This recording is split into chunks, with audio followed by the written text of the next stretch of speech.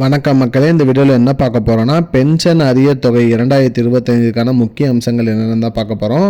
அதோட part 3 video தான் இது. பார்ட் 1 பார்ட் 2 பார்க்காதீங்க, பார்த்துட்டு வந்துருங்க. நம்ம சேனலுக்கு யாராவது புதுசாக வந்திருந்தீங்கன்னா மறக்காமல் நம்ம சேனலை சப்ஸ்கிரைப் பண்ணி பெல் ஐக்கானை கிளிக் பண்ணி வச்சுக்கோங்க. இந்த வீடியோக்கு ஒரே ஒரு லைக்கை மட்டும் கொடுத்துருங்க. வாங்க வீடியோக்குள்ளே போகலாம். கடந்த பார்ட்டில் பார்த்திங்கன்னா 3 முக்கிய அம்சங்கள் பார்த்துருப்போம். அந்த 3வது அம்சங்களோட அதாவது பார்த்திங்கன்னா ஆதார் யூஏஎன் இணைப்பு பார்த்திங்கன்னா அதை வச்சு தான் பென்ஷன் அமௌண்ட்டும் முன்னுரிமையாக வழங்கப்படுகிறதுன்னு சொல்லியிருக்காங்க.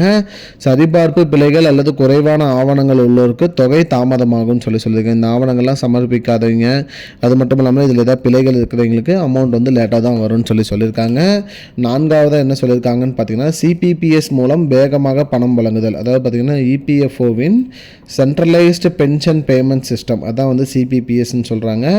இதன் மூலம் நாடு முழுவதும் ஒரே அமைப்பில் இருந்து ஓய்வூதியம் மற்றும் பின்வந்த தொகை எல்லாம் வழங்கப்படுகிறது அப்படின்னு சொல்லியிருக்காங்க. என்ன அப்படின்னு பார்த்தீங்கன்னா இதில் கணக்கீடு, சரிபார்ப்பு, பணம் பரிமாற்றம் ஆகியவற்றை விரைவாகவும் பிழையில்லாமலும் செய்கிறது. இந்த சிபிபிஎஸ் மூலமாக பார்த்திங்கன்னா இந்த பணம் அவங்களுக்கு எந்த ஒரு தடையும் இன்றி சீக்கிரமாக வழங்கப்படுகிறது அப்படின்னு சொல்லியிருக்காங்க. மேலும் 5வதாக என்ன அப்டேட் கொடுத்துருக்காங்கன்னு பார்த்தீங்கன்னா புதிய தொழில்நுட்பங்களின் பயன்பாடு. அதாவது பார்த்திங்கன்னா என்ன புதிய தொழில்நுட்பம் கொடுத்துருக்காங்கன்னு பார்த்தீங்கன்னா ஆதார் ஃபேஸ் அத்தன்டிகேஷன் மூலம் ஆன்லைனில் பார்த்திங்கன்னா அடையாள சரிபார்ப்பு செய்யலாம் அப்படின்னு சொல்லியிருக்காங்க.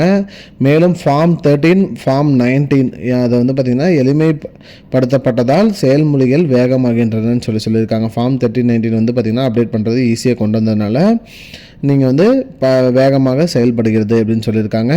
மேலும் அடுத்த 3 அப்டேட்டை பார்ட் 4 வீடியோவில் பார்க்கலாம். இதுதான் மக்களை இப்போதைக்கு வந்த முக்கியமான பயனுள்ள தகவல்.